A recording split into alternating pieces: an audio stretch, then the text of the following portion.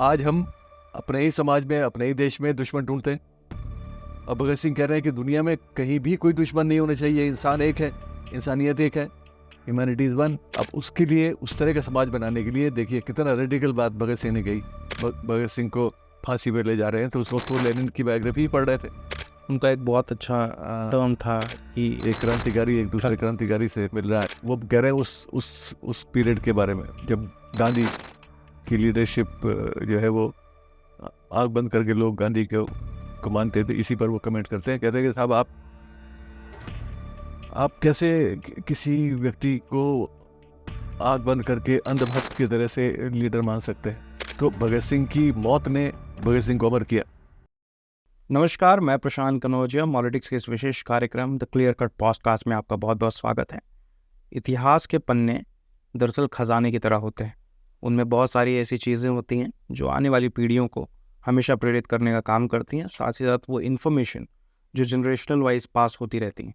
आज हमारे साथ एक विशेष मेहमान हैं, मशहूर हिस्टोरियन एस इरफान हबीब साहब। आपका बहुत बहुत स्वागत है। शुक्रिया। इरफान साहब, आपका इतिहास पर बहुत काम है। आपको हम लोग बचपन से पढ़ते रहे हैं, तमाम भगत सिंह के बारे में हो या मौलाना आज़ाद के बारे में हो। मैं ख़ासतौर पर भगत सिंह की बात करूँगा। भगत सिंह का एक पोर्ट्रियल है टेलीविज़न के माध्यम से, फिल्मों के माध्यम से, कि उन्होंने बॉम्ब फेंका और फांसी पे चढ़ गए देश के लिए। उसके अलावा भगत सिंह एक बड़ा कैरेक्टर हैं। उनके एक इंटेलेक्चुअल पॉइंट ऑफ व्यू है, उनकी अपनी एक सोच है धर्म को लेकर, राजनीति को लेकर, समाज को लेकर, जाति को लेकर। वो समाज के सामने आ नहीं पाती। तो मैं आपसे जानना चाहूँगा, आप भगत सिंह को कैसे देखते हैं? देखिए, एक तो इमेज जो आपने कहा, जो सब लोग जानते भी हैं और उसी से हम लोग परिचित भी हैं कि उन्होंने बम फेंका और एक पुलिस वाले को मारा, गोली मारी। और एक क्रांतिकारी की इमेज होती भी यही है कि साहब वो किसी की जान लेने, जान की परवाह किए बगैर देश पर निछावर हो जाए। तो ये एक इमेज जनरली बनाई जाती है। और भगत सिंह के बारे में भी क्या हम कह सकते हैं कि वो बहादुर आदमी थे और उन्होंने ये भी किया।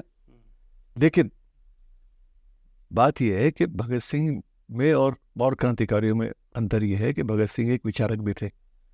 भगत सिंह उन लोगों में है जो बहुत पढ़ते थे। जो आदमी बहुत पढ़ता है तो वो आदमी बहुत सोचता भी है, क्योंकि पढ़ने और सोचने में कुछ बहुत फासला हो नहीं सकता। अगर आप पढ़ेंगे तो आप फिर सोचने पर मजबूर भी होंगे, क्योंकि जो आप पढ़ते हैं उसको आप अपनी ज़िंदगी में उतारने की कोशिश करते हैं। उसी तरह का आप बोलना भी चाहेंगे, उसी तरह की चीज़ें आप लिखेंगे भी। तो भगत सिंह उन लोगों में है जिन्होंने बहुत कुछ पढ़ा, और क्योंकि पढ़ा तो इसलिए मेरे लिए वो एक विचारक है। और मैं कोशिश यही करता हूँ, और पिछले 40-45 साल से कर रहा हूँ, कि भगत सिंह की ये इमेज जो एक अधूरी इमेज है, मैं उसको गलत नहीं कह रहा हूँ, वो अधूरी है, इनकम्प्लीट है। हम उनको सिर्फ एक आर्म्ड रेवोल्यूशनरी की तरह नहीं देख सकते जो वो थे, लेकिन उसके अलावा भी भगत सिंह की ज़िंदगी है जिसका एक बड़ा हिस्सा हम छोड़ देते हैं। अपनी खुद ज़िंदगी 23 साल की है। जो आदमी 23 साल कुछ महीने ज़िंदा रहा तो इसलिए कोई बहुत लंबा अरसा नहीं गुजरा, लेकिन उस छोटे से अरसे में, पीरियड में, उस आदमी ने इतना कुछ छोड़ा अपने वैचारिक विरासत कि जिससे हम बिल्कुल परिचित नहीं है। और बिल्कुल परिचित मैं इसलिए कह रहा हूँ कि बहुत छोटा सा परसेंटेज हमारी देश की जनसंख्या का है जो भगत सिंह को क्रांतिकारी विचारक मानता है।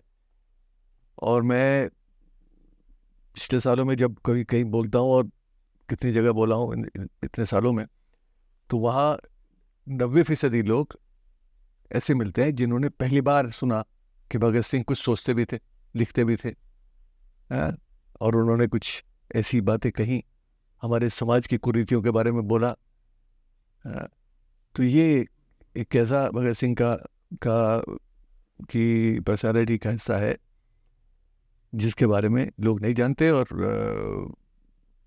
मुझे लगता है कि ज़्यादा से ज़्यादा कोशिश हम लोगों को आज के हिंदुस्तान में कम से कम करनी चाहिए, और भगत सिंह को उन लोगों से बचाना चाहिए जिनका भगत सिंह से कोई संबंध नहीं है, दूर दूर का भी, जो भगत सिंह को क्लेम करते हैं एक क्रांतिकारी के रूप में भी। बहुत कुछ मुझे कोई एतराज़ नहीं है, बहुत अच्छा लगता है सब भगत सिंह को याद करें, लेकिन भगत सिंह की भी याद करें कि भगत सिंह क्या कहते थे। भगत सिंह को याद करना या भगत सिंह को मानना और भगत सिंह की ना मानना, इनमें फ़र्क होना चाहिए। तो इसमें फ़र्क क्यों? भगत सिंह को मानते हो तो भगत सिंह की भी मानो, जो हम नहीं करते। भगत सिंह चूँकि भगत सिंह से बहुत ज़्यादा जो आज का जो जनरेशन है, जो 22 साल या 25 साल या 30 साल तक की उम्र का है, उसका जो भगत सिंह से इंट्रोडक्शन था वो अजय देवगन की और बॉबी देओल की एक फिल्म आई थी सन 2000 में, the legend of Bhagat Singh. मुझे लगता है कि उससे एक पिक्चराइजेशन हुई है भगत सिंह की, कि भगत सिंह ऐसे थे, क्योंकि उस फिल्म में भगत सिंह को एक आम रेवोल्यूशन के रूप में दिखाया जा रहा है, लाला लाजपत राय की मौत का बदला लेने के रूप में दिखाया जा रहा है।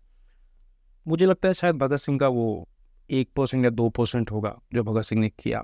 मैं आपके पुराने कुछ इंटरव्यूज़ देख रहा था, आप भगत सिंह के बता रहे हो कि भगत सिंह ने पहली बार एक लेख लिखा 17 साल की उम्र।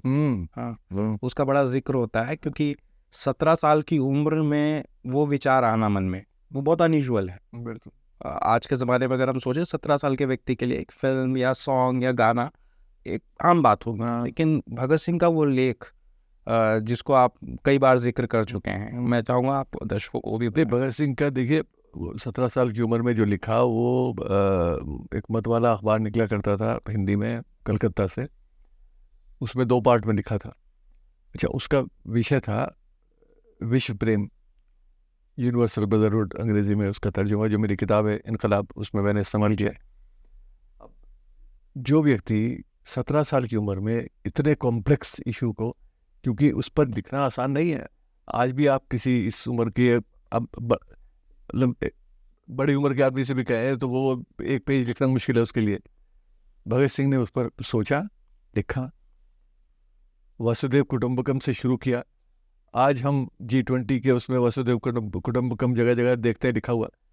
अरे भाई, उसकी परिभाषा क्या है आपकी? उसकी परिभाषा तो आपको, आप उसको तो जो असली में उसका मीनिंग है उसके बारे में तो आप बात नहीं करते। भगत सिंह ने उसको एक्सप्लेन किया कि भाई, हम हिंदुस्तान में वासुदेव कुटुंबकम जो है वो बड़ी पुरानी हमारी परंपरा रही है, लेकिन क्या हम इसको समझते हैं?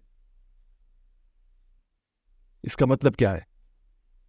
इसका मतलब यह है कि आप आपसी भेदभाव भूल जाएं, ऊंच नीच की बात ना करें, ना, आपके समाज में कोई दूसरा ना हो, अदरिंग जिसको अंग्रेजी में कहा जाता है।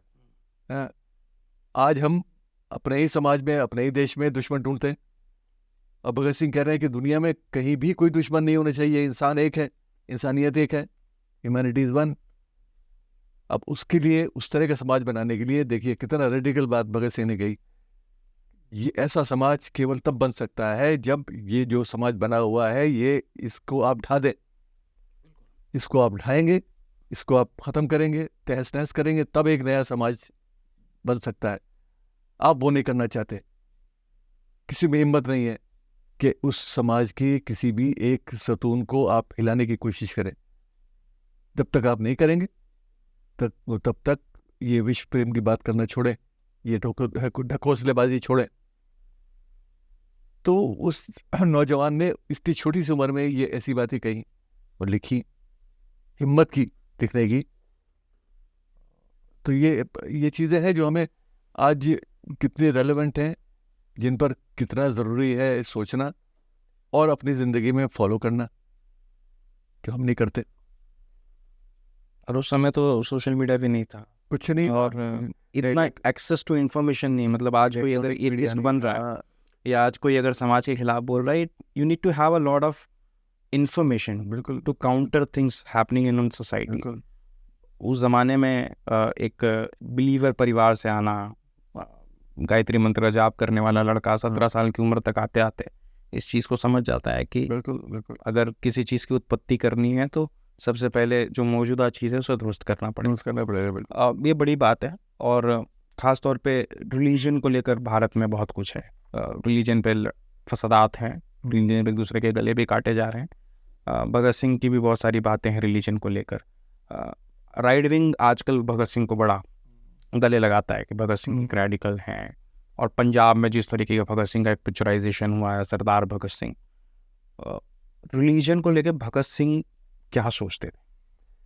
देखिए भगत सिंह एथिस्ट तो थे, वो पता है हाँ। लोगों को, लेकिन एक पॉइंट ऑफ व्यू में जानना देखिए भगत सिंह ने, मैं उस पर बाद में आऊँगा। पहली चीज़ तो ये है कि भगत सिंह ने 1928 में एक अखबार निकला करता था कीर्ति, अमृतसर से। उसके निकालने वाले थे सोहन सिंह जोश, जो वर्कर्स एंड पेजेंट्स पार्टी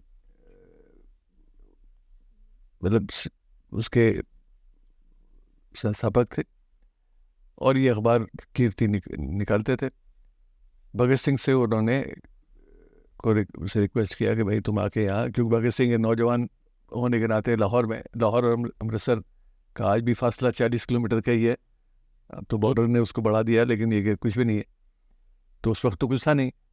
तो लाहौर से भगत सिंह अमृतसर आए, उसके एडिटोरियल बोर्ड में सोहन सिंह जोश के साथ काम किया, और उस पीरियड में मई, जून, जुलाई, अगस्त के जो इश्यूज हैं उसमें उन्होंने एक एक दो दो पीसेस लिखे। और उसमें जो आपने अभी सवाल उठाया, सांप्रदायिकता पर एक बड़ा महत्वपूर्ण एक लेख लिखा, जिसमें ये बताने की कोशिश की कि सांप्रदायिकता हमारे देश में राजनीतिक दल फैलाते हैं। जो बात आज करते हैं हम, वो भगत सिंह 1928 में कर रहे हैं, वेरी विशनरी, आज़ादी से पहले। और उन्होंने कहा कि हमारे यहाँ जो कुछ नेता तो हमारे वैचारिक रूप से दिवालिया हैं। दिवालिया शब्द का इस्तेमाल किया उन्होंने। वैचारिक रूप से दिवालिया हैं, वो सोच भी नहीं सकते कि वो क्या कर रहे हैं। और इसलिए सबसे पहली जिम्मेदारी उनकी है कि वो समाज को ना बांटें। फिर वो आते हैं प्रेस पर उसी आर्टिकल में, और वो भी आज जो प्रेस के साथ जो प्रेस कर रही है बिल्कुल गैर जिम्मेदार रवैया, उस पर भगत सिंह बड़ा कमेंट करते हैं। और उस वक्त की प्रेस सिर्फ प्रिंट है, इलेक्ट्रॉनिक मीडिया नहीं है, सोशल मीडिया नहीं है, सिर्फ अखबार है। तो वो कहते हैं साहब ये क्या है, अखबारों की क्या जिम्मेदारी थी? अखबारों की जिम्मेदारी थी ये थी कि अखबार आपसी भाईचारा बढ़ाएं, एक साझा राष्ट्रवाद पैदा करें, ये शब्द इस्तेमाल करते हैं, और हिंदू मुस्लिम जो फिसाद है उसको कम करें, जिम्मेदारी के साथ बिहेव करें। उसका उल्टा हो रहा है। वो सेंसेशनल हेडलाइंस लगाते हैं, जिससे लोगों में भाईचारा बढ़ने के बजाय नफरत बढ़ती है। तो ये बहुत गैर जिम्मेदाराना बिहेवियर है, गैर जिम्मेदाराना बर्ताव है, जो प्रेस से हम एक्सपेक्ट नहीं करते। लेकिन ये प्रेस ने हमारे देश में किया और हमारे देश को बांटा। आज उसी आर्टिकल में लिखते हैं कि हमारे देश में हिंदू मुसलमान और धर्म के नाम पर बात नहीं करना चाहिए। क्लास की बात कीजिए, वर्ग की बात कीजिए, गरीब अमीर की बात कीजिए। अब गरीब अमीर का धर्म नहीं होता, अमीर अमीर होता है, गरीब गरीब होता है। तो ये सवाल हम नहीं उठाएंगे, क्योंकि ये सवाल मुश्किल सवाल है। तो ये एक मैंने ब्रीफली बताया, एक लंबा 4-5 पेज का आर्टिकल है। तो उसमें ये ऐसे मुद्दों को उठाते हैं।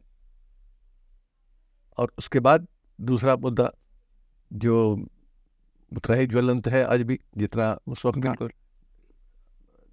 छूत का सवाल, अनटचेबिलिटी का सवाल।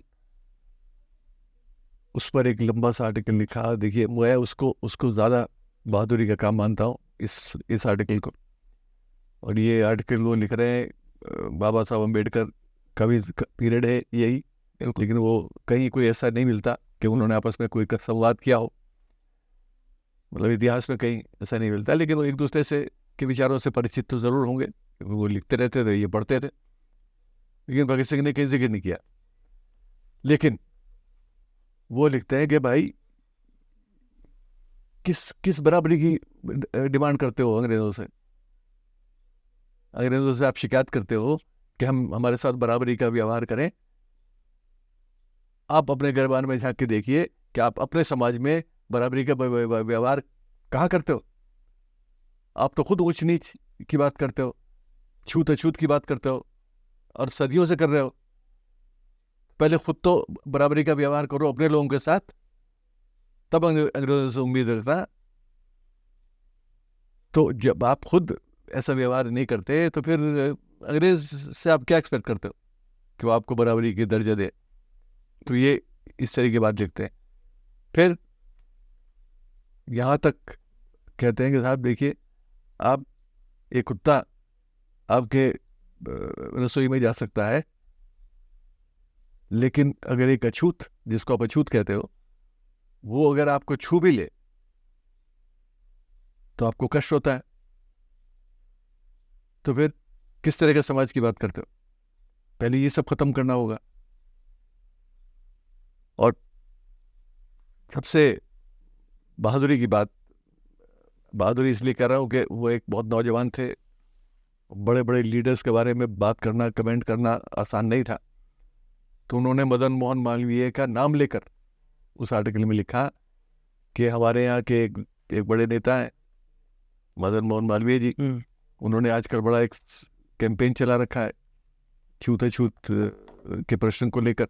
बड़ी अच्छी बात है, लेकिन वो जब भरी सभा में एक अछूत को बुला के मंच पर गले लगाते हैं सभा के अंदर, बड़ी अच्छी बात है, लेकिन घर जाकर वो कपड़े समेत ना स्नान करते हैं। ये भगत सिंह के लिखा, मेरे नहीं शब्द ये। बिल्कुल। तो जब तक हम ये करते रहेंगे तब तक छूत अछूत का प्रश्न कहाँ खत्म हो जाएगा? मैं अपने दर्शकों को पहले लेकिन बता दूं, मदन मोहन मालवीय जिनका नाम ले रहे हैं, जिन्हें आज के समय में महामना मदन मोहन मालवीय के नाम से आना था, जो बीएचयू के संस्थापक थे। बिल्कुल। तो मैं इसलिए ये सवाल उठाया कि भगत सिंह में इतनी हिम्मत थी, एक नौजवान होने के नाते, 18 साल 20 साल की उम्र के। आज भगत सिंह बहुत बड़ा आते हैं हमारे लिए ना, उस वक्त तो नहीं था। उस वक्त तो एक नौजवान है, तो कहाँ उसका वो दर्जा थोड़ी मिला था जो आज एक दर्जा है। बिल्कुल। लेकिन उसके बाद भी उस आदमी ने ये डर नहीं देखा कि मैं जो बोल रहा हूँ उसका असर क्या होगा। बड़े लीडर्स, मदन मोहन मालवीय तो हमारे सबसे सम्मानित लोगों में है, लेकिन भारत की जो कमियां हैं उनके बारे में ओपनली लिखना, ये एक हिम्मत की बड़ी बात है। भारत रत्न मिला है मदन मोहन मालवीय, मोदी सरकार के आने के बाद ही बिल्कुल दिया गया। बिल्कुल। भगत सिंह जो प्रोडक्ट नज़र आते हैं वो लगभग 1920 के आसपास के प्रोडक्ट नज़र आते हैं, जब बहुत कुछ हो रहा था दुनिया में। बिल्कुल, भारत में ही नहीं, पूरी दुनिया में हो रहा था। पोलैंड में हो रहा था, जापान में हो रहा था, तुर्की में हो रहा था। खिलाफत उस्मानिया जो खिलाफत मूवमेंट था, यंग टर्क रेवोल्यूशन, जो भगत सिंह उसकी बड़ी तारीफ भी करते हैं। तुर्क।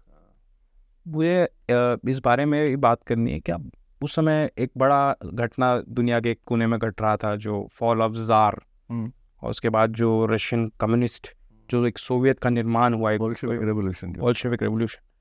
क्या भगत सिंह का जीवन पर उसका बहुत बड़ा प्रभाव था, जो उनके कैरेक्टर को एक कार्व आउट करता है? बिल्कुल, बहुत बड़ा प्रभाव है। और भगत सिंह पर ही नहीं, उस वक्त की बड़ी यंग जनरेशन है, उस पर बड़ा असर है। आज हम लेनिन को, मार्क्स को, बहुत सी कमियां उनमें देखते हैं हम आज, मतलब वो हमने बिल्कुल इरेलेवेंट ही कर दिया। लेकिन वो एक पीरियड था जिसमें उस पूरे क्रांतिकारी जो चेंज, परिवर्तन आया रूस में, उस रूसी क्रांति ने हमारे दुनिया के, हमारे हिंदुस्तान के नहीं, दुनिया के बहुत हिस्सों में उसका असर हुआ।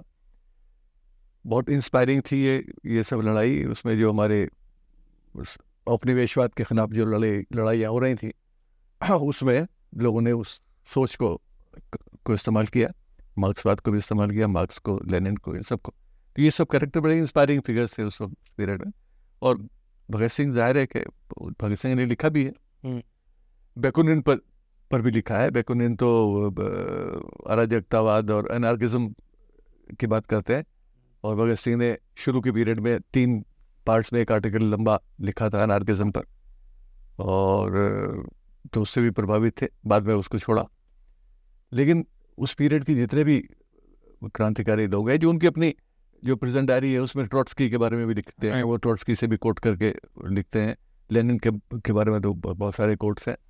और आखिरी किताब जब भगत सिंह को फांसी पर ले जा रहे हैं, तो उस वक्त वो लेनिन की बायोग्राफी ही पढ़ रहे थे।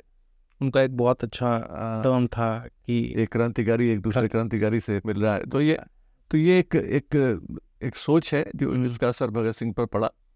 और भगत सिंह जैसे भगवती चरण वोरा और उनके जो और साथी हैं, बाबा पृथ्वी सिंह आज़ाद, इन सब पर असर था। जयदेव कपूर जो उनके सब साथी हैं, सब पर असर था बोल्शेविक क्रांति का। यशपाल हैं, अपने शिव वर्मा है, ये सब भगत सिंह के साथियों में हैं और सब बोल्शेविक क्रांति से प्रभावित थे। अशफाक उल्लाह खां जो एक बिलीवर थे, वो एथीस्ट भी नहीं थे, राम प्रसाद बिस्मिल भी। और अशफाक उल्लाह खां को तो भगत सिंह चाहते थे कि वो मर जाए रशा, और ये भी कहा जेल से ही कि मैं इंतज़ाम करता हूँ भेजने का। ये अशफाक उल्लाह खां ने लिखा है अपने पास। तो ये लोग बहुत प्रभावित थे उस विचार से, चाहे वो, और अशफाक उल्लाह खां तो ये लिखते हैं कि साहब मैं तो उस क्रांति की बात करता हूँ जिसमें भेदभाव ख़त्म हो जाए, जिसमें अमीर गरीब का फ़र्क ख़त्म हो जाए, जिसमें छूत अछूत का प्रश्न न रहे। चाहे मुझे ये सब कहने पर मुझे चाहे कोई कम्युनिस्ट कह दे, उसके मुझे परवाह नहीं। ये अशफाक उल्लाह खां के शब्द है। तो वो इस लेवल का प्रभाव इन लोगों पर था। ये सब कम्युनिस्ट, सब लोग कम्युनिस्ट नहीं हो गए थे, बिल्कुल सही बात, लेकिन उस विचार से प्रभावित थे। बिल्कुल जाहिर सी बात है। लेनिन को एक हीरो के रूप में पूरी दुनिया उस समय देख रही थी कि एक बड़े साम्राज्य को ध्वस्त करके जनता का राज बिल्कुल लाना, मतलब एक बड़ी बात है। चूँकि भगत सिंह की बात हो रही है तो भगत सिंह के साथ एक बहुत बड़ा नाम जुड़ता है साथ में हमेशा से, चंद्रशेखर आज़ाद। चंद्रशेखर आज़ाद बहुत ही रेलेवेंट कैरेक्टर हैं हिस्ट्री के और बहुत ही इंस्पायरिंग कैरेक्टर हैं। लेकिन कुछ सालों में चंद्रशेखर आज़ाद को लेकर एक नया इमेज घटने की कोशिश की गई, जिसमें सबसे बड़ा काम एक फिल्मों में गाना लिखने का काम करते हैं। मनोज शुक्ला नाम है, जो मनोज मुंतशिर शुक्ला लिखते हैं। उन्होंने भगत चंद्रशेखर आज़ाद को तिवारी का लक़ब, जो उनका सरनेम शायद हो नहीं हो, क्योंकि ये भी होता है ना कि कहीं, क्या चंद्रशेखर आज़ाद खुद को भी तिवारी आइडेंटिफाई करते थे क्या? एक तो होता है कि किसी का अपना एक सरनेम है, बट भगत सिंह को जैसे लोग सरदार भगत सिंह कहते हैं, पर Bhagat Singh never identified himself as a sardar, never identified himself as wearing a pagri and like projecting himself to be a Sikh. मैं चंद्रशेखर आज़ाद पर भी जानना चाहूँगा, क्योंकि इनका नाम दोनों का साथ लिया जाता है इतिहास में। How was Chandrashekhar Azad, and क्या भगत सिंह और चंद्रशेखर आज़ाद में कुछ कॉन्ट्रडिक्शंस थे विचारों को लेके? देखिए, चंद्रशेखर आज़ाद की जो इमेज है वो एक पढ़े लिखे विचारक की तो नहीं है, कि वो उस बैकग्राउंड से नहीं आते। एक बहादुर आदमी है, बहादुर सेनानी, क्रांतिकारी के। लेकिन जितने भी सोर्सेज हैं उस पीरियड के, उसमें आप ये देखिएगा कि चंद्रशेखर आज़ाद ने अपनी सहमति व्यक्त की हर उस प्रश्न पर जो भगत सिंह ने और भगवती चरण वोरा जैसे, जो भगवती चरण वोरा भी एक विचारक ही थे। उन्होंने फिलॉसफी ऑफ द बॉम्ब पूरा पैम्फलेट लिखा, cult of the bomb, Gandhi के उसके जवाब में। और उस पैम्फलेट के डिस्कशन में चंद्रशेखर आज़ाद वगैरह ने सबने सहमति व्यक्त की कि जो लिखा है वो बिल्कुल सही है। फिरोज शाह कोटला में जब 1928 में मीटिंग किया भगत सिंह ने, तो उसमें 10-12 लोग इकट्ठे हुए। फिरोज शाह कोटला के जो हमारे खंडर हैं, वहीं पर ये 2 दिन मीटिंग चली, और वहाँ हिंदुस्तान रिपब्लिकन एसोसिएशन का नाम बदल के हिंदुस्तान सोशलिस्ट रिपब्लिकन एसोसिएशन किया गया। भगत सिंह ने इंसिस्ट किया कि समाजवाद हमें जोड़ना चाहिए, सोशलिस्ट डाला, जो कि आज निकालने का प्रयास हो रहा है काफ़ी देर। तो उन्होंने डाला कि सोशलिज्म डालना ज़रूरी है। वो भी बोल्शेविक रेवोल्यूशन का ही असर है। बिल्कुल, मतलब आप पूछ रहे थे ना भी, ये एक उसका आपको देखने को मिलेगा। इस पर भी चंद्रशेखर आज़ाद उसमें शामिल नहीं हो पाए थे, लेकिन अपनी सहमति व्यक्त की कि ये चेंज जो भगत सिंह सजेस्ट कर रहा है वो सही है, करना चाहिए, समय की डिमांड है कि हमें ये चेंज लानी चाहिए। तो ये सोच थी। दूसरा, कहीं तिवारी नहीं मिलता है, होंगे तिवारी परिवार से, ब्राह्मण थे वो, कोई भी हो सकता है, लेकिन चंद्रशेखर तो चंद्रशेखर आज़ाद है पूरे जीवन। उनका जो अपना सर्कल है, सब उनको पंडित जी कहते थे। भगत सिंह भी पंडित जी बुलाते थे और बाकी सब साथी भी पंडित जी कहते थे। तो इसलिए उस पर कोई वो नहीं है कि वो एक ब्राह्मण की तरह से आइडेंटिफाई ना किए गए वो जरूर था, लेकिन तिवारी का ही नहीं है, तिवारी का कोई मतलब ही नहीं। पंडित जी भी सम्मान के रूप में, वो तो पंडित जवाहरलाल नेहरू भी पंडित जवाहरलाल नेहरू है, बिल्कुल सही बात लेकिन वो ब्राह्मण थोड़ी आप कहोगे कि वो सारी है। उस आइडिया से नहीं था कि पंडित है, क्योंकि फिर वो पंडित अलग है। मेटाफर इस्तेमाल होता है ना, बिल्कुल, क्योंकि पंडित का काम तो फिर मंदिरों में पूजा करना तो भी उस तरह का नहीं है, वो एक सम्मान के उसमें इस्तेमाल किया जाता था, जिसके बारे में कभी कोई सवाल किसी ने उठाया भी नहीं और ना उसका कोई मतलब है। वही भगत सिंह का है। भगत सिंह ने अपने आप को सिख परिवार में पैदा हुए, एक धार्मिक परिवार था और पगड़ी भी इस्तेमाल की शुरू में, और उसके बाद महसूस हुआ कि भाई वो पगड़ी की ज़रूरत नहीं है, धर्म की ज़रूरत नहीं है, जिसके बारे में पूरा एक निबंध भी लिखा बाद में। तो अब हम कुछ लोग कोशिश कर रहे हैं कि सब दोबारा उनको पगड़ी बना दें, सिख बना दें। तो ये सब ये शुरू कब हुआ इनको सिख बनाना, सरदार बनाना? ये पंजाब का जो पूरा अकाली मूवमेंट है ना, उसमें शुरू हुआ, और ख़ास तौर से ये भिंडरवाले वाला जो पूरा एपिसोड था, उसमें वो एक लोगों ने भगत सिंह को भी आइकन के रूप में इस्तेमाल करना शुरू किया। जो आज भी जगह जगह आप कारों के पीछे देखेंगे स्टिकर, भगत सिंह ऐसे मूछ करते हुए या बंदूक हाथ में लिए, तो उनका एक रोमांटिक इमेज बनाने की कोशिश करते हैं, और विचार से कोई संबंध नहीं है। वही तो बात है ना, आप पोस्टर लगाइए, पोस्टर बेचिए, भगत सिंह को क्रांतिकारी बताइए, लेकिन क्रांतिकारी विचारक आपने मानने को तैयार। मुझे लगता है भगत सिंह को जो लोग आज डंके की चोट पे ओन करने की कोशिश करते हैं कि भगत सिंह का जो रिलीजन पर था, बिकॉज उन्होंने अपने आप को एथिस्ट कहा, और रिलीजन को लेकर जो उनका विचार था, उससे तो अगर उस बात को मानने की बात आए तो मुझे लगता है कि ये जितने लोग आज मैं कहूँ दक्षिणपंथी लोग जो भगत सिंह को ओन करने की कोशिश कर रहे हैं, या अकालियों की मैं बात करूँ, इनके लिए तो एक बहुत बड़ा सेटबैक है अगर उनके विचार को मानना पड़े तो। हाँ, सेटबैक तो है ही, क्योंकि वो तो वो आदमी तो इनकी बिल्कुल मतलब पोल्स अपार्ट, दो बिल्कुल अलग ध्रुव है उसके सोच के, विचार के। और जो वो जिसकी आप बात कर रहे हो, जो ऐसे लिखा, जो बाद में 1930 में ही जेल से ही उनके पिताजी को वो भेजा गया था चुपचाप जेल से, और फिर वो लाला लाजपत राय के अखबार निकाला करते थे, उसमें वो छपा पहली बार। फिर लोग भूल गए, लोग ज़्यादा पढ़े, फिर प्रोफेसर बिपिन चंद्र ने उसको दोबारा से छापा था पहली बार, और फिर तब से लोगों ने बात करनी शुरू किया, लेकिन फिर भी बहुत ही कम लोग पढ़ते हैं, लोग जानते ही नहीं। तो उस पूरे ऐसे में जो सबसे बड़ा एक्चुअली निबंध है जो भगत सिंह ने लिखा, बाकी सब तो 4-4, 5-5 पेज के आर्टिकल्स हैं, ये सबसे बड़ा है 10-12 पेज का, जिसमें वो सिर्फ भगवान की बात नहीं कर रहे। भगवान को तो वो नकारते ही हैं, तो उसका टाइटल से ही पता चल रहा है मैं नास्तिक क्यों। वो बहुत सी ऐसी बातें करते हैं, जैसे जेंडर इशू भी, जेंडर पैरिटी की बात भी करते हैं, कहीं अमीर गरीब के फर्क को मिटाने की बात करते हैं। वो एक बड़ा इंटरेस्टिंग चीज़ जो आज के हिंदुस्तान में ख़ास तौर से जिसमें हम आज रह रहे हैं, उसमें बहुत महत्वपूर्ण है। वो कहते हैं, वो कह रहे हैं उस पीरियड के बारे में जब गांधी की लीडरशिप जो है वो आँख बंद करके लोग गांधी को मानते थे। इसी पर वो कमेंट करते हैं, कहते हैं कि साहब आप कैसे किसी व्यक्ति को आँख बंद करके अंधभक्त की तरह से लीडर मान सकते हैं, व्यक्ति पूजा के खिलाफ। आप मानिए, लेकिन पहले सोचिए तो सही, उसके प्रोस एंड कॉन्स देखिए, वो आदमी क्या कह रहा है, जो वो कह रहा है वो कितना सच और गलत है, उसमें क्या अच्छाई है क्या बुराई है।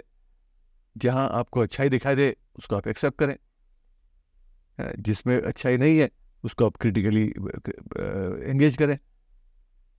तो जो आदमी ये करता है वो रूढ़िवादी है, वो अक्ल का इस्तेमाल कम करता है, वो इरेशनल है। ये भगत सिंह लिखते हैं सब चीज़ें।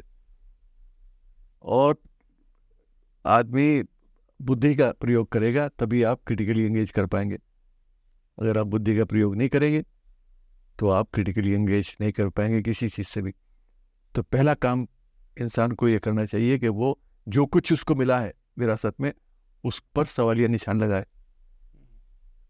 साइंस की प्रोग्रेस सवाल उठाने से होती है, इसी तरह से विचारों की प्रगति प्रोग्रेस भी सवाल उठाने से होती है। आप क्वेश्चन करेंगे, सवाल उठाएंगे, तभी आप विज्ञान को आगे बढ़ा सकते हैं। तो ये सब भगत सिंह ने उसमें। और मुझे लगता है महात्मा गांधी का क्रिटिक होना बहुत आसान काम नहीं था उस समय। बिल्कुल नहीं था, क्योंकि महात्मा गांधी के क्रिटिक होके भी आप थे। बिल्कुल ये उन लोग को सोचना चाहिए नाथूराम के भक्त हैं कि आप गांधी को क्रिटिसाइज करिए, गांधी को गोली नहीं मारिए, वरना आपका कभी भी एक्सेप्टेंस नहीं। बिल्कुल मुझे लगता है भगत सिंह हो चाहे नेहरू हो अम्बेडकर हो, ये वर्ल्ड लेवल पर एक्सेप्टेड लोग हैं। मतलब मैं विदेशों में भी आप जाएंगे तो लोग भगत सिंह को जानते हैं, गांधी को जानते हैं। गांधी पर एक बड़ा आरोप लगता है, सोशल मीडिया पे ही, ट्विटर पे ही बहुत जगह लिखा जाता है, या व्हाट्सएप यूनिवर्सिटी के किताबों में चलता है कि गांधी चाहते तो भगत सिंह को बचा सकते थे। मैं चाहूँगा इस मिथ को तो आप तोड़ने का। ये सब इसमें कुछ नहीं है। ये तो देखिए ऐसा है, जब ये पूरा सिलसिला शुरू हुआ, गांधी इरविन जो निगोसिएशन है वो शुरू होती है, उसमें भगत सिंह ने, पहली बात तो भगत सिंह का अपना फैसला, उस पर बहुत सारे भगत सिंह के लेटर्स भी हैं। भगत सिंह ने कहा, उनके सरदार किशन सिंह, उनके फादर, जब सारा कुछ फेल हो गया और लगा कि भाई अब कहीं कुछ नहीं हो सकता, क्योंकि तो केस ही कुछ महीने चला और उसमें बोगस था, उसमें कहीं कुछ न पैरवी हुई न कोई बात सुनी गई, सरकार ने जो चाहा वो किया, फैसला खुद प्री कंसीव्ड एक वो था कि भाई भगत सिंह को फांसी, भगत सिंह उसके साथियों को फांसी देनी है। तो सरदार किशन सिंह ने, क्योंकि बाप होने के नाते, उन्होंने प्रिवी काउंसिल में जो लास्ट फैसला था जी भगत सिंह को बचाने का, उसमें अपील की भगत सिंह से पूछे बगैर, डिस्कस किए बगैर। आप वो कॉरेस्पॉन्डेंस पढ़िए जो मैंने पढ़ी, भगत सिंह ने जो उस पर लेटर लिखा है अपने पिताजी को, उसकी ज़बान देखिए। उसमें वो कहते हैं कि मुझे आज शर्म आती है आपको अपना पिता कहते हुए कि आपने मेरे बारे में मुझसे डिस्कस किए बगैर इस तरह का फैसला किया। मैं जीना नहीं चाहता हूँ, मेरे मरने से बहुत से भगत सिंह पैदा होंगे, बहुत सी माओ को हिम्मत बढ़ेगी कि वो मुझ जैसे लोग पैदा करें और देश की लड़ाई के लिए एक बड़ा वर्ग तैयार हो। तो आपने आज मुझे मायूस किया, ये सब इस तरह का पत्र लिख के। तो भगत सिंह तो ये कह रहा है, आप भगत सिंह के बारे में ये कह रहे हैं ऐसा, वो क्यों नहीं बचाया? अरे भाई, वो तो खुद फैसला किए हुए नहीं बचाया। दूसरी चीज, ब्रिटिश सरकार ने तो फैसला किया हुआ था कि भगत सिंह को छोड़ना ही नहीं है। हजारों लोग जेलों में बंद थे, सभी ने गया आंदोलन, सिविल डिसोबीडियंस मूवमेंट के बाद, इसीलिए बातचीत भी हो रही थी। और भगत सिंह, गांधी को ये साफ तौर से कह दिया गया था कि आप इन 3 लोगों के रिहाई का मुद्दा आप नहीं उठाएंगे। अगर आप उठाएंगे, अगर इसका शर्त, इनकी रिहाई की शर्त भी उसमें अगर रखी गई निगोसिएशंस में, तो हम, ब्रिटिश सरकार आपसे बात ही नहीं करेगी। लाखों लोग जेलों में थे, बड़ा प्रेशर गांधी पर था उस वक्त कि इन लोगों को छोड़ा जाए, जेल भरी हुई थी। तो ये तो एक ऐसी सवाल था कि मतलब आज भगत सिंह मुझे लगता है कि शायद बहुत बड़े हैं, लेकिन उस टाइम पे मुझे लगता है वो पंजाब सूबे में। मैं तो ये कहना चाहिए कि नहीं, मगर मैं अक्सर कहता हूँ कि भाई भगत सिंह अगर उस वक्त बच भी जाते तो आज हम जो बात भगत सिंह के बारे में कर रहे हैं हम ना करते। क्योंकि भगत सिंह कौन होते? भगत सिंह वही फ्रीडम फाइटर होते जो पेंशन की लड़ाई अपनी लड़ते रहते। बिल्कुल, क्या फर्क होता? भगत सिंह के अलावा बहुत सारे उनके साथी जिंदा रहे ना। शिव वर्मा तो अभी 80s तक थे, फिर बाबा पृथ्वी सिंह आज़ाद और जयदेव कपूर, ये सब बात तक जिंदा रहे। यशपाल, क्या रहा, फ्रीडम फाइटर्स एसोसिएशन है, उसकी मीटिंग में मैं भी अटेंड किए हैं कई बार। अब तो वो होते भी नहीं, पता नहीं, 80s तक तो होती थी। तो उसी का सदस्य वो भी होते। तो भगत सिंह की मौत ने भगत सिंह को अमर किया, बिल्कुल। भगत सिंह की के विचारों को याद करने पर मजबूर किया हम लोगों को। भगत सिंह जिस टाइप के व्यक्ति थे, जैसे आज हमको याद कर रहे हैं, गोदी मीडिया का भी वो जिक्र करते हैं। उस समय का गोदी मीडिया, उस समय का गोदी मीडिया, उस समय के वैसे नेता जो जिनके पास कोई डेप्थ नहीं है, विजन नहीं है, अब 100 साल का नहीं सोच सकते, जो 5 साल का या अगले साल चुनाव है उतने तक का ही सोचने वाले लोगों को क्रिटिसाइज भी करते हैं। गांधी को भी क्रिटिसाइज करते हैं, जो कि बड़ी बात है। मतलब मुझे लगता है गांधी इतना बड़ा कैरेक्टर है, गांधी को क्रिटिसाइज करके आप एक्सेप्टेबल नहीं हो सकते। पर भगत सिंह के केस में ये अलग नजर आता है कि बिल्कुल अम्बेडकर के नजर केस में आता है कि Ambedkar was Gandhi's critic, but लेकिन जब गांधी ने पूना पैक्ट किया, पूना पैक्ट से पहले जब कहा कि मैं अमरन अनशन पे हूँ, तो अम्बेडकर जानते थे कि अगर गांधी मर गए तो इसका क्या प्रभाव होगा। तो वो जाके बेसिकली गांधी को, अगर गांधी से नफरत करते तो गांधी को कभी बचाते नहीं, मरने देते अपनी कम्युनिटी के लिए। वो एक अधिकार तो ले लेते, लेकिन उससे गांधी चले जाते तो उसका एक बहुत बड़ी तोहमत मुझे लगता है उनके ऊपर लगती है, और उनकी कम्युनिटी को शायद ये झेलना पड़ता। तो वो जो विजन था अम्बेडकर का, मैं आज के परिप्रेक्ष्य में पूछूं, अगर आज भगत सिंह होते 2022 या 23 में हमारे बीच में, क्या वो जेल में होते?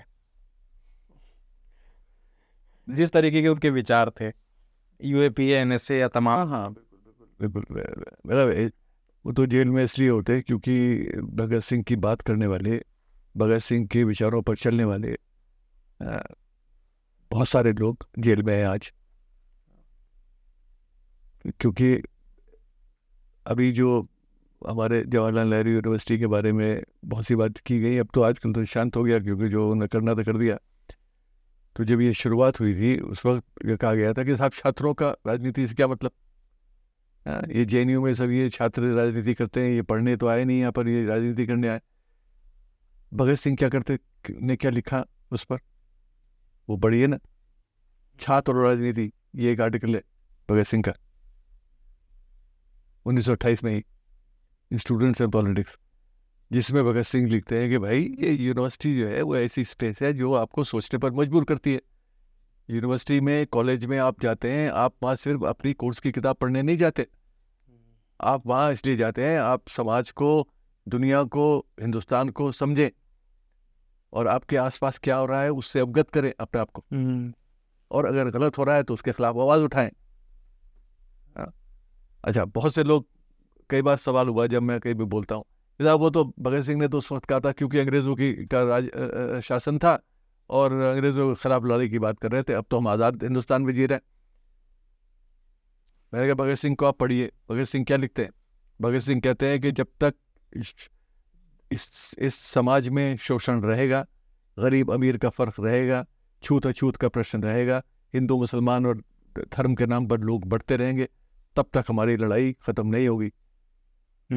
चाहे हमारे शासक कोई भी हो, काले और गोरे मिलकर शासन करें या सिर्फ काले ही आ जाएं शासन करने, जिसका मतलब हिंदुस्तानी आ जाएं, बिल्कुल सही, तब भी हमारी लड़ाई चलती रहेगी।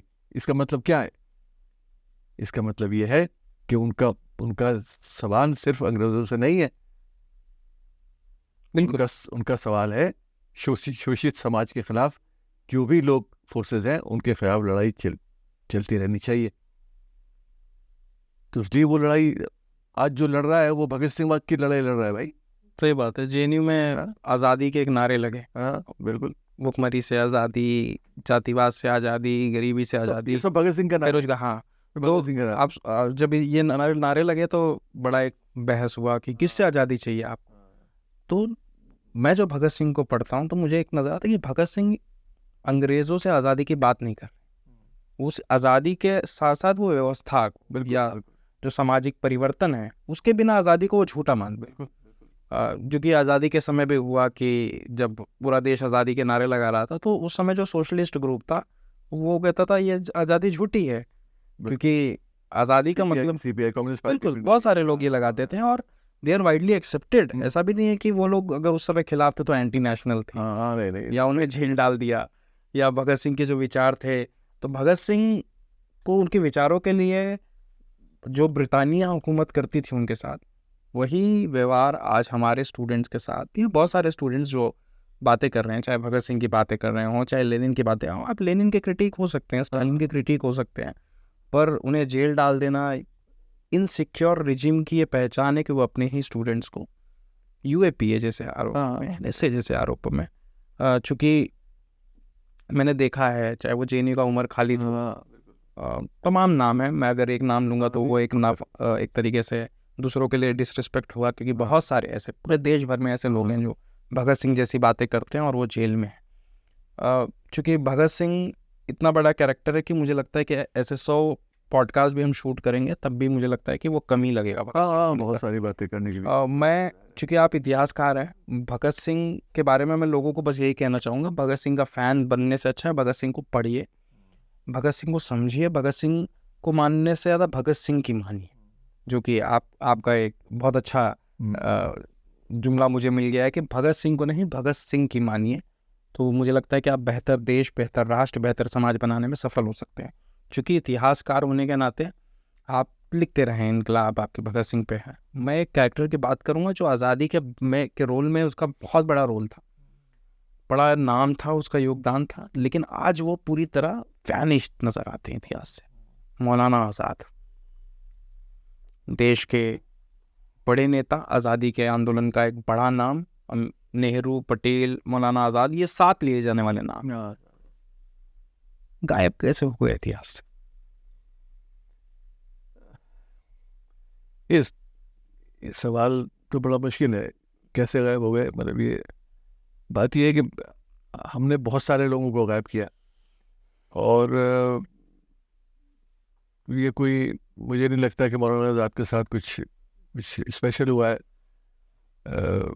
मतलब एक सिंबॉलिक, जो एक प्रतीकात्मक जो एक बात होती है, वो तो मौलाना आज़ाद के साथ चलती रही, लेकिन मौलाना की जो पॉलिटिक्स है, उनकी जो विचार है, उनका जो सोच, मौलाना के साथ भी वही बात है।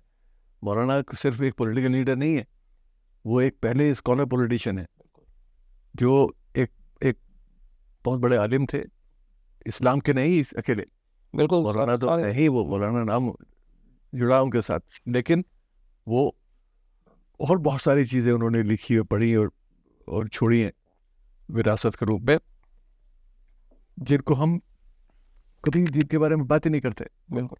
और अफसोस की बात यह है कि जो आप कह रहे हो कि भाई उनको हम भूल गए, उस पर कोई डिसएग्रीमेंट नहीं है।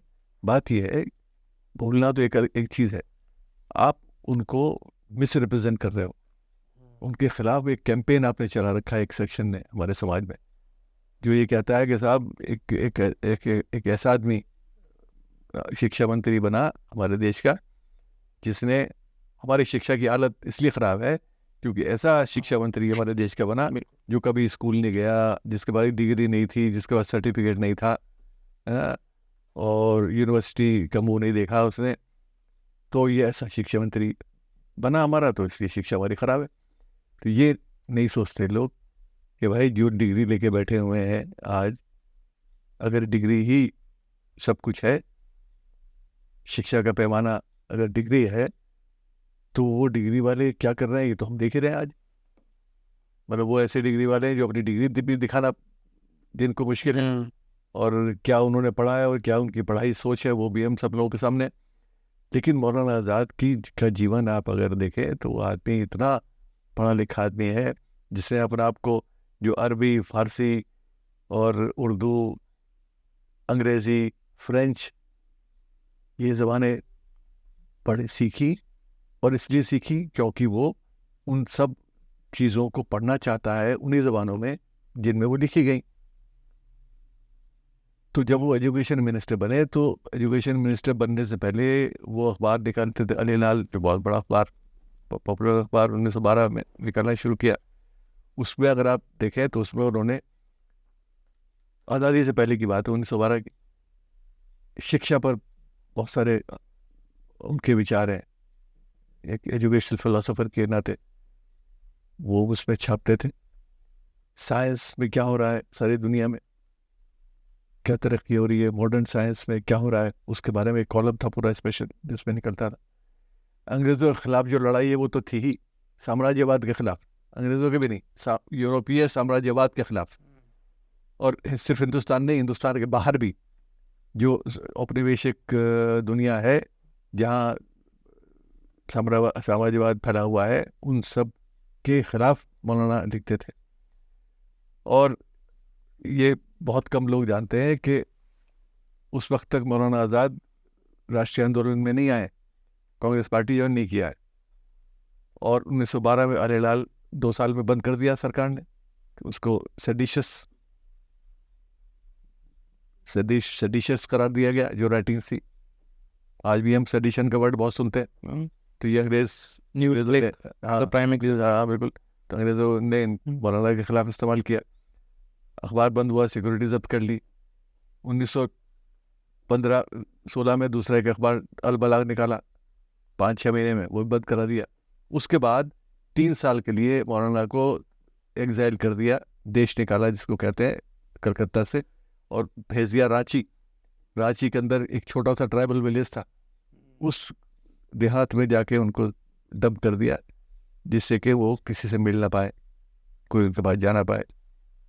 और आप फाइल अगर देखें ब्रिटिश यहाँ के आर्काइव्स में, तो उसमें लिखा है कि, अब ये मैं उस वक्त की बता रहा हूँ इसलिए मैं जोर दे रहा हूँ उस पर, कि 1920 से पहले की बात है, कांग्रेस पार्टी ज्वाइन करने से पहले। He was called one of the most dangerous persons in India. अच्छा, सिर्फ अपनी मैं इसलिए जोर दे रहा हूँ, पत्रकारिता के आधार पर। आज की पत्रकारिता क्या है? क्योंकि मौलाना तो पत्रकार थे ना, उनके करियर उन्होंने पत्रकारिता में शुरू किया। तो अपने पत्रकारिता के आधार पर, क्योंकि वो इतनी सेडिशियस सो कॉल्ड राइटिंग्स थी अंग्रेजों के खिलाफ, साम्राज्यवाद के खिलाफ, कि ब्रिटिश सरकार ने उनको सबसे खतरनाक हिंदुस्तानी ठहराया और 3 साल तक निकलने नहीं दिया। 1920 में जब वो छूटते हैं तो पहली बार मुलाकात गांधी से होती है। और जब मिलने गए गांधी से, तो गांधी जी ने कहा कि भाई मैं तो आपसे मिलना चाहता था और मैं रांची तक आया मिलने, लेकिन ब्रिटिश सरकार ने मुझे आपसे मिलने नहीं दिया। अच्छा, और मुझे बड़ी खुशी है कि आज हम एक दूसरे से मिल रहे हैं। और उसके बाद वो कांग्रेस पार्टी ज्वाइन करते हैं। ये शुरुआत होती है मौलाना की गांधी के साथ जो एक जुड़ाव है, जो आखिरी वक्त तक रहा, कांग्रेस पार्टी के साथ भी रहा। और आज हम, अरे बहुत सारी चीज़ें हैं मौलाना के बारे में, जो वक्त इतना तो हमारे पास नहीं है, लेकिन जो थोड़ा बहुत ज़रूरी चीज़ें हैं वो ये है कि जैसे 1920 में शामिल होने के बाद 3 साल में ही मौलाना को कांग्रेस पार्टी का अध्यक्ष बनाया गया। आज तक अभी भी यंगेस्ट प्रेसिडेंट है कांग्रेस पार्टी के, 35 साल की उम्र में, अभी भी नहीं बना कोई। 35 साल की उम्र थी, 3 साल सिर्फ पार्टी ज्वाइन किए हुए थे, अध्यक्ष पार्टी के बने। दिल्ली में सेशन हुआ था, स्पेशल सेशन कांग्रेस का, और इसलिए बनाया गया क्योंकि कांग्रेस पार्टी में उस वक्त ऑलमोस्ट स्प्लिट होने वाला था। No changers, pro changers, assembly में कांग्रेस पार्टी पार्टिसिपेट करे न करे, उस पर एक झगड़ा था। मोतीलाल नेहरू, सीआर दास सीनियर लीडर्स से बहुत बड़े बड़े, मौलाना से कम से कम 20, 25 साल, 30 साल बड़े थे उम्र में। सीआर दास मौलाना के पॉलिटिकल गुरु थे। तो बंगाल के लीडर्स थे, मौलाना आज़ाद के भी पॉलिटिकल गुरु और सुभाष चंद्र बोस के भी पॉलिटिकल गुरु। और इसलिए सुभाष चंद्र बोस और मौलाना बहुत क्लोज थे एक दूसरे के। ये भी चीज़ें जी बिल्कुल, बहुत लोग कम जानते हैं। और क्योंकि उनका कॉमन गुरु था, दोनों ने एक ही गुरु के साथ शिक्षा, गुरु माना अपना। तो इन मौलाना को इसलिए चुना गया इस छोटी उम्र में क्योंकि वो सीआर दास के बहुत नज़दीक थे, क्योंकि सीआर दास एक ग्रुप के लीडर थे जिनमें झगड़ा था, और मोतीलाल नेहरू के बहुत नज़दीक थे, जवाहरलाल नेहरू के पिता जी। और तो उन्होंने इस झगड़े को ख़त्म किया, पार्टी को एक किया। तो एक इम्पॉर्टेंट रोल प्ले किया इतनी छोटी सी उम्र में।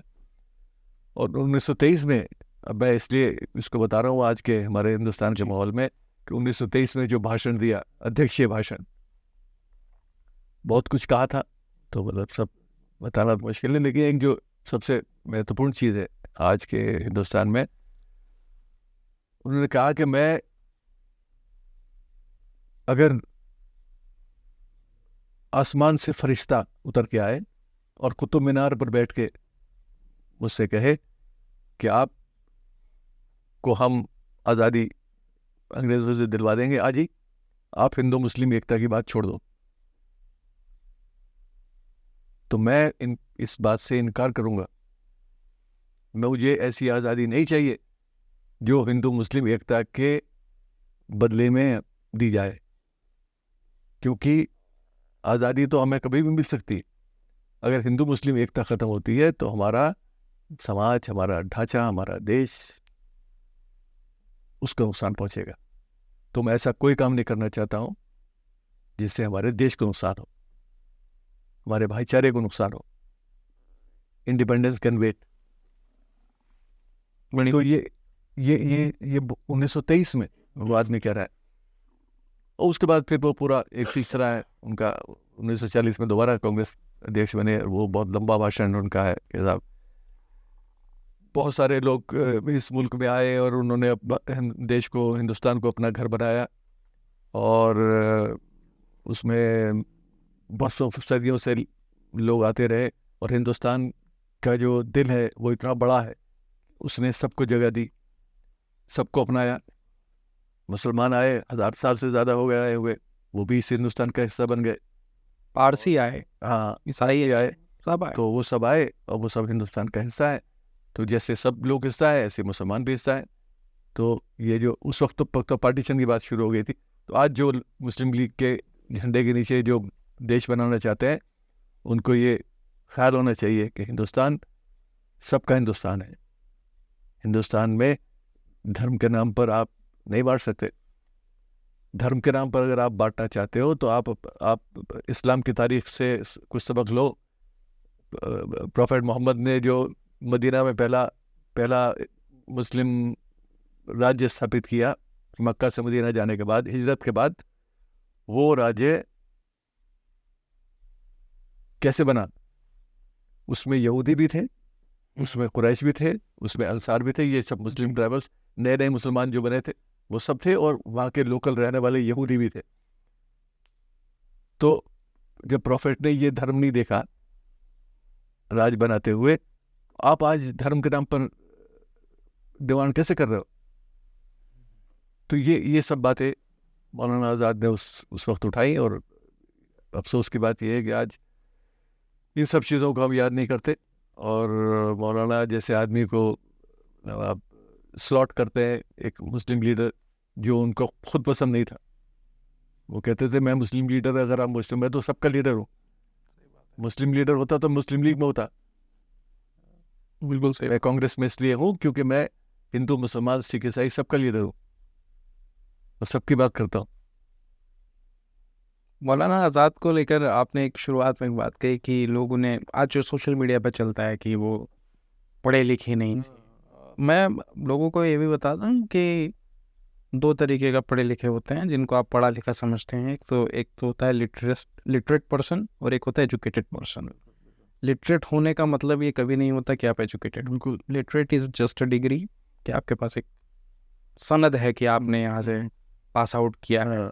लेकिन एजुकेटेड होने का मतलब होता है कि सनद के नहीं भी हो, उसके बावजूद भी, जैसे आपके पीछे मैं देख रहा हूँ इतनी सारी किताब है, ज़रूरी नहीं है ना सारी किताबें आपके इंटरेस्ट की हों, लेकिन फिर भी वो है, क्योंकि वो इन्फॉर्मेशन है। इन्फॉर्मेशन हर तरीके का होना चाहिए, चाहे वो पार्टीशन की बात हो, चाहे वो धर्म की बात हो, चाहे वो समाज की बात हो, इंटरनेशनल रिलेशंस की बात हो। मैं आपका ज़्यादा वक्त नहीं लूँगा, लेकिन मुझे बहुत, पहली बात तो मैं आपको शुक्रिया अदा करना चाहूँगा कि आपने मौलाना पर एक किताब लिखी, जो कि ज़रूरी है, क्योंकि जिस तरह इतिहास से मिटाया जा रहा है, उनका भी, उनके नाम का एक स्कॉलरशिप था, उसको भी ख़त्म किया गया। बिल्कुल। तो जब हमारे हिस्टोरिकल फिगर्स पर इस तरीके के बहुत ही मॉडर्न और बहुत ही निचले दर्जे के आघात हैं, मतलब मुझे लगता है मौलाना का कैरेक्टर इतना बड़ा है कि उनके नाम से आप स्कॉलरशिप बंद कर दोगे तो मुझे नहीं लगता मौलाना के शर्ट का कोई रोए पे भी फ़र्क पड़ा होगा। मतलब ही नहीं कि जितना बड़ा कैरेक्टर भगत सिंह है, तो भगत सिंह के ऊपर आपने लिखा, मौलाना पे लिखा, और मैं चाहूँगा कि इस तरीके के जो हमारे कैरेक्टर्स हैं जिनको आज हम भूलते जा रहे हैं, हमारा जो जेनजी है, सो कॉल्ड जेनजी जो भूलता जा रहा है, उसको आप एक एक तरीके का नया पॉइंट ऑफ व्यू, और वो हूबहू वही पॉइंट ऑफ व्यू जो रहा होगा वो एक इतिहासकार के रूप में दे रहे हैं। तो मुझे लगता है देश के बनने में जितना रोल नेताओं का होता है उतना ही बड़ा इतिहासकार का होता है। तो आपका बहुत बहुत शुक्रिया हमारे साथ जुड़ने का, और हम ज़रूर आपके साथ दोबारा एक एपिसोड करेंगे। धन्यवाद।